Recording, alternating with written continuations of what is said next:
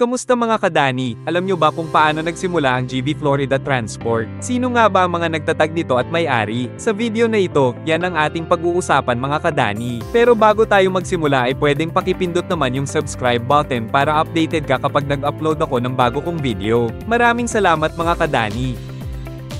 Ang GV Florida Transport Incorporated, na unang nakilala bilang Florida Liner, ay isang kumpanyang bumibiyahe sa mga pangunahing ruta sa Hilagang Luzon. Itinatag ito ni Ginoong Virgilio Florida Sr. noong dekada 1970 sa Alacapan, Cagayan Valley, bilang isang maliit na serbisyo sa transportasyon para sa mga mamamayan ng rehiyon.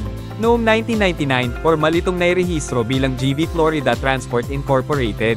Ang pangalang GV Florida ay hinango mula sa unang titik ng mga pangalan ng mga anak ni Ginoong Virgilio Florida Sr. na sina Ginoong George at Virgilio Florida Jr. Ang kombinasyon ng kanilang mga inisyal, G at V, ang naging inspirasyon sa opisyal na pangalan ng kumpanya. Ang GV Florida Transport ay nagsimula bilang isang maliit na operasyon sa Cagayan Valley. Sa paglipas ng mga taon, pinalawak ng GV Florida ang operasyon nito sa pamamagitan ng pagkuha ng ilang dating bus lines. Kasama rito ang mga ruta ng F. Franco Transit, B-Trans, at kalaunan ng Ilocos Line ng Autobus Transportation. Nakuha rin nila ang mga prangkisa ng Viva Aladin, Ballesteros Express, at Dagupan Bus Company, na nagbigay daan sa pagpapalawak ng mga biyahe sa Cagayan Valley, Isabela, at Ilocos Region. Sa pagmamana ng ilang ruta mula sa autobus, nakapasok din ang kumpanya sa Baguio City at iba pang lugar sa Cordillera. Ang GV Florida ay kinilala bilang kauna-unahang bus company sa Pilipinas na naglunsad ng sleeper bus, mga bus na may kama imbes na upuan, para sa komportableng biyahe sa malalayong destinasyon tulad ng Manila to Tuguegarao at Manila to Laoag to Tuguegarao. Ginamit dito ang mga Higer at Golden Dragon sleeper units na naging simbolo ng kanilang inobasyon sa industriya ng pampasaherong transportasyon. Noong 2011 naman mga kadani, nagsimula ang kumpanya ng malawakang fleet modernization program. Bumili sila ng mga MANR 39 18.350 na unit para sa Super Deluxe line at mga PHI Grandeza RM para sa Deluxe line. Pagsapit ng 2013, nadagdagan pa ito ng Del Monte DM14 series na may Hino RM chassis bilang bahagi ng patuloy na pag-upgrade ng kanilang serbisyo. Ngayon, mahigit 5 dekada na sa serbisyo ang GV Florida Transport. Patuloy itong bumibiyahe sa mga pangunahing ruta sa Luzon, kabilang ang Metro Manila, Cagayan Valley, Isabela, Ilocos, at Baguio, habang pinananatili ang mataas na pamantayan ng kaligtasan at kaayusan. Sa pamamagitan ng modernong fleet, online booking system, at GPS-equipped buses, nananatiling isa ang GV Florida sa mga pinagkakatiwalaang pangalan sa pampublikong transportasyon sa bansa. Una mga kadani ay ang Sampaloc Terminal Manila. Sa puso ng Maynila, matatagpuan ang pinakamalaking himpilan at main terminal ng GV Florida Transport sa 832AH Lacson Avenue, kanto ng Earnshaw Street, Sampaloc, Manila. Dito nagmumula ang karamihan ng mga biyahe patungong Hilagang Luzon, mula Laoag hanggang Tuguegarao.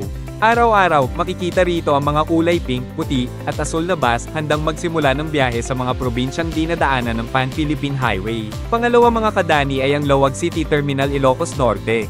Sa dulo ng Hilagang Luzon, naroon naman ang Laoag City Terminal sa Paco Roman Street, Barangay 8, Laoag City, Ilocos Norte. Ito ang pangunahing terminal ng GV Florida sa rehiyon ng Ilocos, abalang himpilan ng mga pasaherong galing o patungong Maynila. Mula rito, tuloy-tuloy ang paglalakbay ng mga bus sa mga bayan ng Ilocos at Cagayan Valley. Kung meron pa akong hindi nabanggit mga kadani na terminal ng GV Florida, ay pwedeng paki-comment na din. Maraming salamat! Sa malamig na umagang iyon ng February 7, 2014, tahimik na bumabagtas sa mga bundok ng Bontoc Mountain Province ang isang GV Florida Transport bus, galing Maynila, papunta sa Sagada. Isa sa mga pasahero ay si Arvin Tado Jimenez, isang komedyante, aktivista, at artistang kilala sa kanyang matalas na Saturday Ira at kampanya para sa bayan. Ngunit bandang 7:20 ng umaga, sa bahagi ng sitio Paggang Barangay Talubin, biglang nawala ng kontrol ang bus at nahulog sa bangin na tinatayang may lalim na 100 hanggang 120 metro.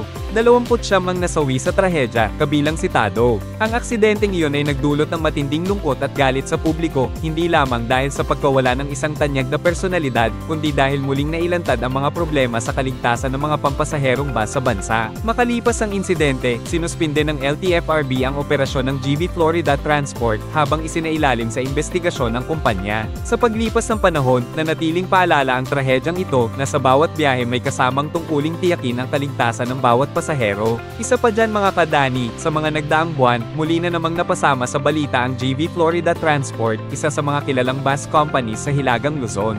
Isang video ang kumalat sa social media na umano'y nagpapakita ng ilang bus ng GV Florida na tila nag-uunahan o nagkakarera sa isang highway sa Cagayan.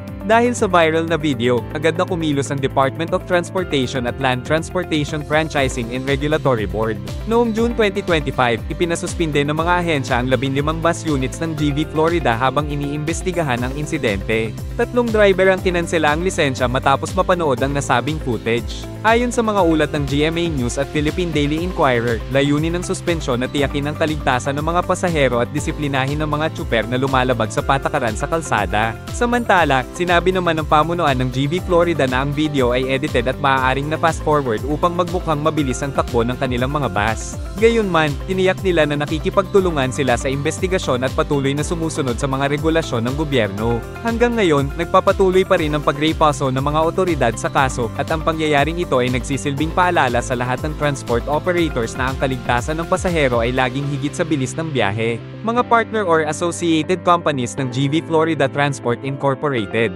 GMW Transport, Transport Pro Services Incorporated, Street Joseph, Dangwa, Autobus Transportation. Ang mga fleet brand na ginagamit ng GV Florida ay Hino, Scania, Zongtong, Kiger, MAN, Hyundai, Kinglong. Mga uri ng fleet ng GV Florida: pink, para sa regular at deluxe fare buses; light blue, para sa super deluxe at sleeper buses; cyan, para sa mga bagong batch ng executive sleeper. Sa kasalukuyan mga kadani, ang GV Florida ay may mahigit 300 bus units at pinamumunuan ito ni Ginoong George at Virgilio Florida Jr. Kung nais ninyong malaman ang iba pang detalye tungkol sa mga biyahe, terminal, o serbisyo ng GV Florida Transport, maaari kayong bumisita sa kanilang opisyal na website at Facebook page na aking ilalagay ang link sa description. Doon, makikita ninyo ang listahan ng mga terminal, ruta, at klase ng bus na kanilang ipinagmamalaki. At kung may mga katanungan o concern, maaari rin kayong makipag-ugnayan sa kanila direkta sa website para sa opisyal na sagot. Sa bawat biyahe, tandaan, kaligtasan at disiplina sa daan ang tunay na daan tungo sa maayos sa paglalakbay. At yan mga kadani ang kwento ng GV Florida. Maraming salamat sa pagsama sa akin hanggang dulo ng ating video. Kayo mga kadani, anong kwentong GV Florida nyo? Paki-comment naman at aking babasahin. At dito ko muna tatapusin ang ating video mga kadani. Kita-kits ulit tayo sa mga susunod pang mga video. Maraming salamat at mag-iingat kayo palagi.